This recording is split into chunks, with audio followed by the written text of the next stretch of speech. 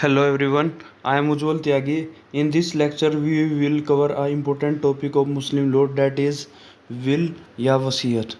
In this video, we will see the introduction of will, meaning and nature of will, object of will, essentials of a valid will, competency of legator or legatee. Let's start this video. First of all, we see the introduction of will. There are enormous ways to make disposition of property in Hindu law as well as in Islamic law. बहुत सारे veg हैं Hindu law में भी और Islamic law में भी to make disposition of property. Under Islamic law, a Muslim can dispose of his property by gift, by creating a waqf, or by assessing his testamentary power, that is by making a will.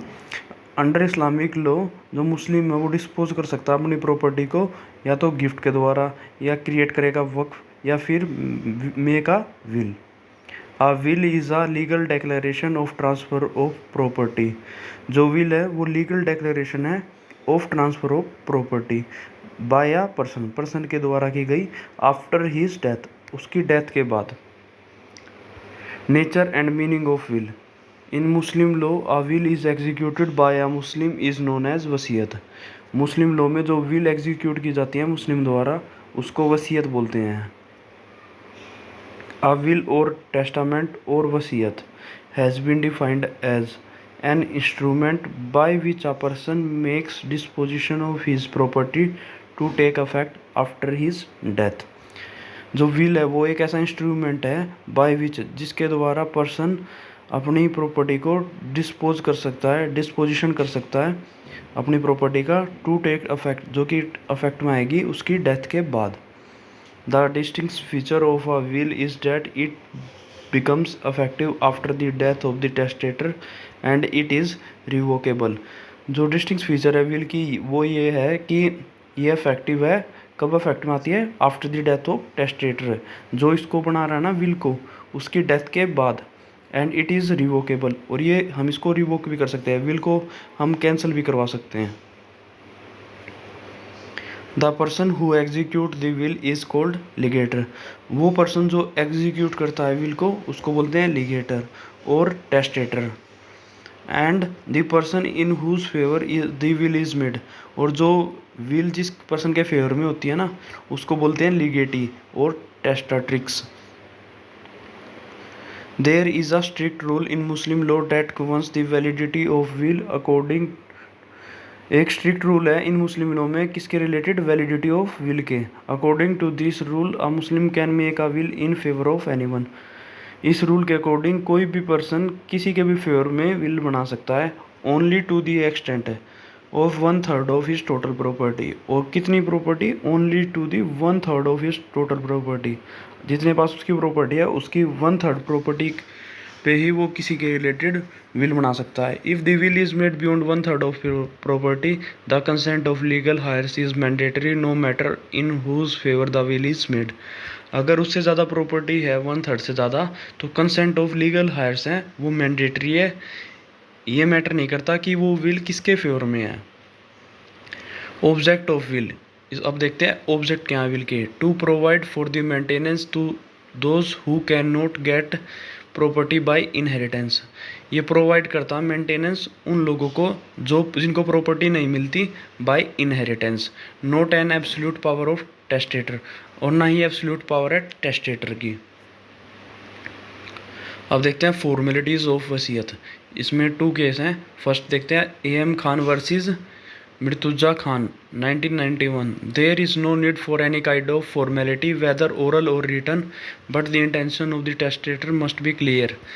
इसमें ये बताया गया है कि जो ये ज़रूरी नहीं है कि जो विल है वो ओरल भी हो सकती है और रिटन भी हो सकती है, लेकिन इंटेंशन ऑफ जो टेस्टेटर है ना वो क्लियर होनी चाहिए. अब देखते हैं second Abdul Hamid versus Mohammad Younis. If वसीयत is written it is known as वसीयतनामा. अगर वसीयत रिटन में है तो उसको बोलते हैं वसीयतनामा. Whether it is register or not it does not matter. ये ज़रूरी नहीं है कि वो रजिस्टर है या नहीं है. Essentials of a valid will. The essentials of a valid will under the Muslim law are given below. First of देखते हैं, the legator must be competent to make a will. जो लीगेटर है, जो will बना रहा है, वो competent होना चाहिए विल बनाने के लिए। The legatee must be capable of taking such and, और जो लीगेटी है वो कैपेबल होना चाहिए उस प्रॉपर्टी को, जो वो विल के थ्रू जो प्रॉपर्टी आएगी उसको लेने के लिए। The property which is endowed by the legator must be a bequeathable property. Bequeathable का मतलब होता है वसीयत के योग्य होनी चाहिए वो प्रॉपर्टी, जिस तो इसलिए जो प्रॉपर्टी है वो वसीयत बनने योग्य होनी चाहिए। फोर्थ है free consent of the legator and legatee, और फ्री कंसेंट होनी चाहिए लीगेटर की भी और लीगेटिव की भी। The legator must possess testamentary right over the property, और जो लीगेटर है वो पोजेस होना चाहिए टेस्टामेंट्री राइट उस प्रॉपर्टी पे जो जिसके ऊपर वो विल बना रहा है। अब देखते हैं testator and his competence. Testator कौन है? जो विल बना रहा है, who can make will.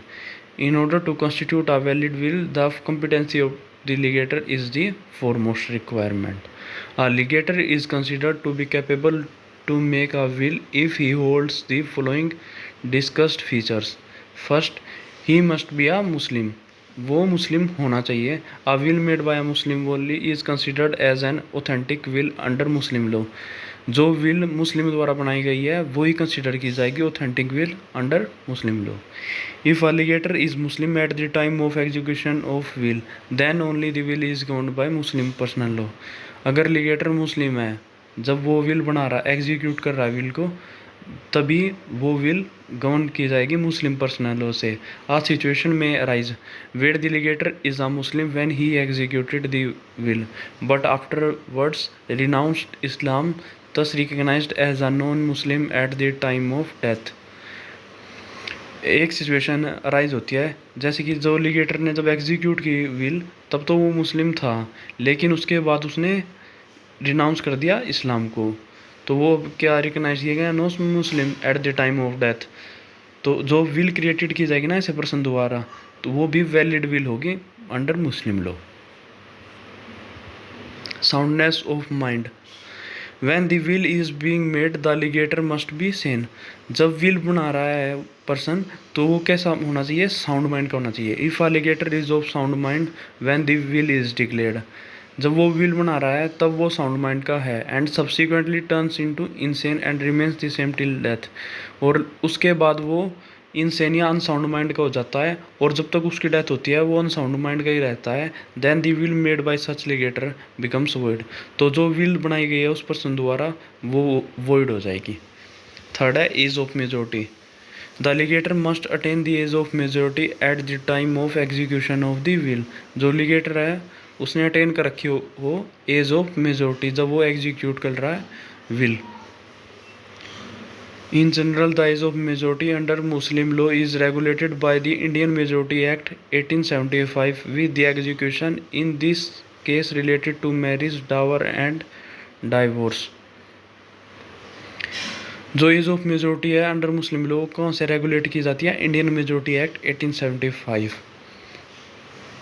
Under the Indian Majority Act जो एज ऑफ मेजोरिटी है इंडियन मेजोरिटी एक्ट में वो क्या है? 18 years in ordinary case and 21 years if a person is under the supervision of court of wards. Any will executed by a minor is considered to be void. कोई भी will जो execute की गई है माइनर द्वारा वो consider की जाएगी void. Attempt to suicide by legator. If a will is executed by a person who has attempted to committed suicide, अगर कोई भी विल जो एग्जीक्यूट की गई है किसी पर्सन द्वारा जो अटेम्प्ट करता है commit suicide, such a will is contemplated as void under the Shia law. Shia law में ऐसी विल वॉइड कंसिडर की जाएंगी। However under Sunni law a will executed in such circumstances is completely valid, लेकिन Sunni law में valid consider की जाएगी। Consent of the legator. While executing a will the free consent of the legator is mandatory. जो consent है legator की वो free होनी चाहिए। Any will if found to be executed by a legator under coercion, undue influence or fraud will be treated as null and void, and the legatee will not be entitled to get any property under that will. जब वो will बना रहा है वो without कोर्सन होनी चाहिए, undo influence होनी चाहिए और फ्रॉड होनी चाहिए, अदरवाइज वो नल और वॉइड हो जाएगी। And the legatee will not be entitled to get any property under that will.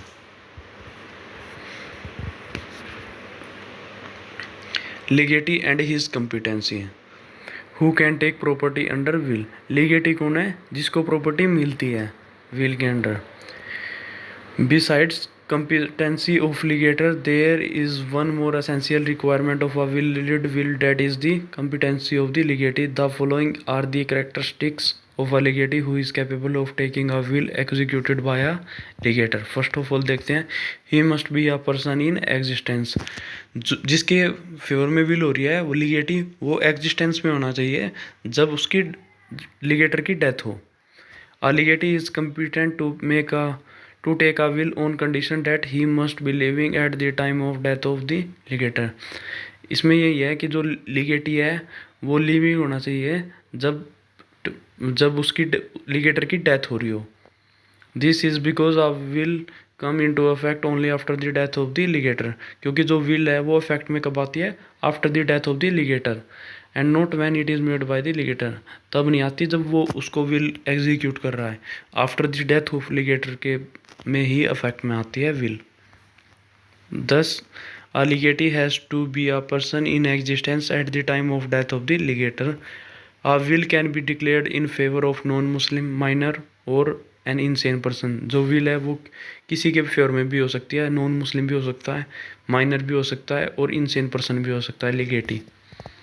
A charitable or religious institution is also capable legatee and any will in favor of it is lawful. कोई भी will जो favour में है charitable और religious institution के वो lawful है। Child in mother's womb. A child in a mother wombs is treated as a living person and thus is a competent legatee. जो चाइल्ड है जो भी अपनी मदर्स के वोम के अंदर है वो भी लिविंग पर्सन कंसिडर किया जाएगा और वो कम्पिटेंट लीगेटी है under Muslim law. First, under two conditions. Firstly, he must be in existence in the mother's womb at the time of declaration of the will. First of all क्या है कि वो existence में होना चाहिए मदर्स वोम जब declaration हो will की। Secondly, the child must be born alive within 6 months from the date of execution of will under Sunni law. और सुन्नी लॉ के अंडर ये है कि जो चाइल्ड है वो पैदा हो जाना चाहिए कितने टाइम पीरियड में? 6 months जब से विल एग्जीक्यूट हुई है एंड विद इन 10 months और 10 month within 10 month under CLO और सीएलओ के अंडर 10 months है का टाइम पीरियड है। Murder of legator. A will come into effect only after the death of the legator. जो will है वो कब इफेक्ट में आती है? डेथ ऑफ लीगेटर की डेथ के बाद। Thus, there is a possibility that an impatient legatee may cause the death of a legator in order to grab the property as soon as possible. ये पॉसिबिलिटी कई बार ये possibility होगी कि जो impatient लीगेटी होगा वो कोज कर देगा डेथ लीगेटर की प्रॉपर्टी लेने के लिए जल्दी से जल्दी।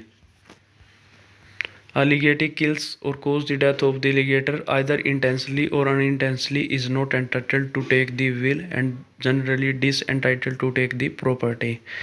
अगर वो legatee है वो कोज कर दे डेथ लीगेटर की तो या आइदर ये था उसकी इंटेंशन हो या ना हो वो अलाउड नहीं किया जाएगा to take the will and generally disentitle और जनरली एंटाइटल हो जाएगा वो to take the property. However under CLO if a legatee causes the death of the legator either unintentionally, negligently or accidentally, then he is qualified to take the property and the will is treated as a valid will. लेकिन CLO में यह है कि अगर लीगेटी कोज कर दे death लीगेटर की either unintentionally जब जहाँ पे उसकी इंटेंशन ना हो और नेग्लिजेंटली और एक्सीडेंटली तो वो क्वालिफाइड होगा प्रॉपर्टी लेने के लिए और जो विल है वो वैलिड विल कंसिडर की जाएगी। Consent of लीगेटी।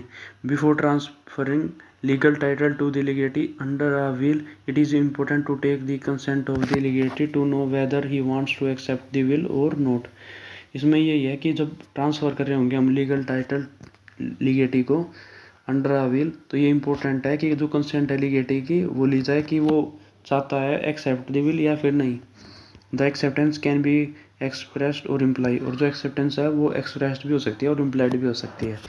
A legatee has a complete right to disclaim the will, और लिगेटी के पास कंप्लीट राइट है डिस्क्लेम करने का विल को।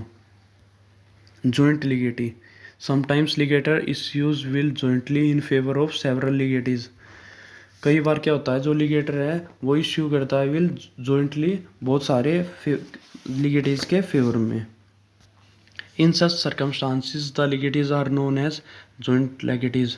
इन सम सर्कमस्टांसिस में जो लिगेटीज हैं उनको जॉइंट लेगेटीज कंसिडर किया जाता है। A will can be made in favour of joint legatees in two ways, where the share is specified, जहाँ पे शेयर स्पेसिफाइड हो पहले से ही कि कितना शेयर किसको मिलेगा।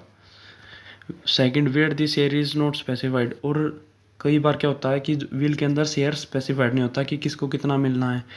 तो इस केस में क्या होगा, जो प्रॉपर्टी है वो डिवाइड हो जाएगी इक्वली अमंग दी, जितने भी लिगेटीज हैं उनमें इक्वली डिवाइड हो जाएगी property. That's it. Thank you for watching a full video. For more such videos, don't forget to subscribe our channel V2A Law Academy and press the bell icon also. Thank you. Have a nice day.